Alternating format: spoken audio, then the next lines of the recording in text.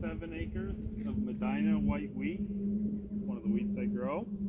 It's planted, I planted this last, I think, around October 5th. And I was a little nervous if it was going to survive or not, but we come out in the spring and this is always a good feeling when you see these nice green rows and know that your grain survived the winter.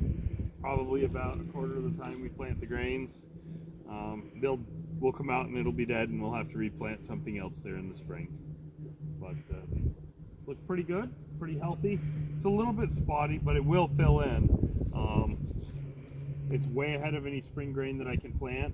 If you plant a spring grain, you're starting from seed, and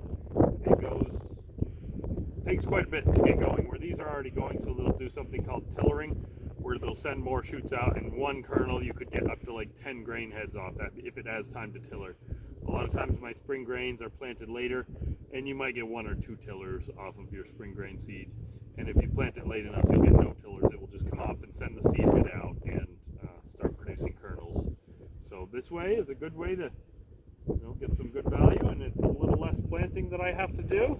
This field has some wet spots in it. There's a wet spot down at the end you can put water in that I was unable to plant, but I was able to get pretty far down there, and by planting in the fall, I don't have to wait for it to dry out in the spring. A lot of times it'll be drier in September than it is in April and May. So it's a little easier to get it in the ground, and as long as it can survive, you've done good.